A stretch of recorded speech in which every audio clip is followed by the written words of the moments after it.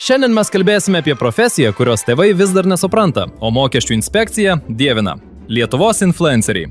Vieniems tai dyka duoniai, kitiems dievai. Bet ar žinojote, kad už tos gražios nuotraukos su avokado skrebučiu gali slėptis arba 5000 eurų honoraras, arba tiesiog tas pats skrebutis, gautas nemokamai, nes sąskaitoje apskritas nulis. Šiandien Jonas paaiškins visą hierarchiją, nuo nano iki mega. Mes paskaičiuosim, kiek kainuoja jų laikas, kiek jie atiduoda valstybei ir kodėl nemokami pietūs kartais yra brangiausia, ką jie gali gauti. Atsisėskite patogiai, skaičiuosim svetimus pinigus. Nano influenceriai, entuziastai. Pradedam nuo apačios. Nano influenceriai. Tai tavo klasiokė, kuri gerai fotografuoja, arba kaimynas, kuris žvejoja geriau už visus. Kas tai per lygis? Tai etapas, kurį aš vadinu nemokamų picų era. Uždarbis. Dažniausiai 0 eurų. Valiuta – barteris. Masažas, vakarienė naujame restorane, nemokamas manikiūras ar nauja gertuvė. Kodėl prekės ženklai juos myli? Nes jų engagement rate, įsitraukimas, yra kosminis. Kai nano influenceris kažką rekomenduoja, juo tikima kaip geriausių draugų. Bet čia yra spastai.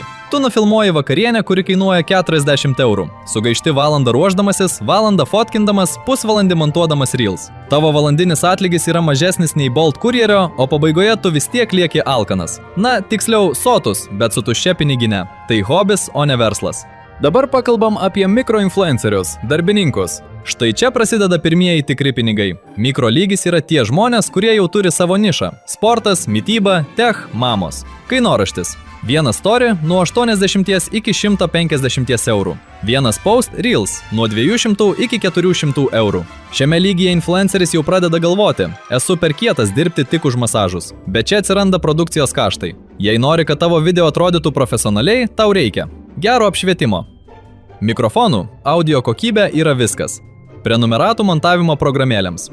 Skaičiuoklė. Per mėnesį padarai 5 reklamas po 300 eurų. Turi 1500 eurų. Atimi mokesčius apie nuo 15 iki 20% dirbant su individualia veikla, atimi išlaidas įrangai ir tau lieka eilinė lietuviška alga. Skirtumas tik tas, kad tave nuolat stebi 1000 akių, o tavo darbo valandos yra visada, kai turi telefoną rankoje. Ok, dabar pakalbam apie makroinfluencerius. Sveiki atvykę į lygą, kurioje sukasi rimti biudžetai. Tai žmonės, kurių veidus matote reklaminiuose stenduose. Kainoraštis. Kampanija. 3 stories plus reels. Nuo 1500 iki 3500 eurų.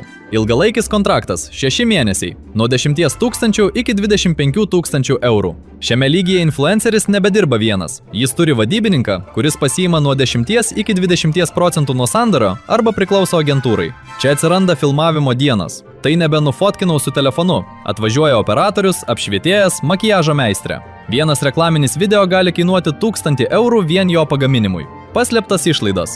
Makroinfluenceriai privalo palaikyti įvaizdį. Jie negali gyventi bet kur, vairuoti bet ko ar rengtis bet kaip. Jų gyvenimas tampa jų investicija. Dažnai jie uždirba 7000 eurų per mėnesį, bet 4000 eurų išleidžia tam, kad atrodytų kaip uždirbantis 7000 eurų. Na ir pagaliau, mega influenceriai. Lietuvos elitas. Jų yra vos 14. Tai žmonės, kurie gali išparduoti bet kurį produktą per 15 minučių. Kiek jie uždirba? Čia kainas nebeturi lubų. Vienas paminėjimas. Nuo 3000 iki 5000 eurų. Metinis bendradarbiavimas su didžiaisiais tinklais nuo 50 000 iki 100 000 eurų ir daugiau. Bet bajeris kitas. Jie nebeuždirba iš reklamų. Jie uždirba iš brandų. Jie kuria savo linijas – drabužius, restoranus, kosmetiką. Kodėl? Nes pelno formulė pasikeičia. Pelno marža lygų, pardavimo kaina minus savikaina, kart auditorijos dydis. Vietoj to, kad gautų vienkartinį mokestį už reklamą, jie gauna dalį nuo kiekvieno parduoto daikto. Štai čia slepiasi tie namai prabangiuose rajonuose ir atostogos 10 kart per metus. Mokesčiai, VMI ir barterio spastai.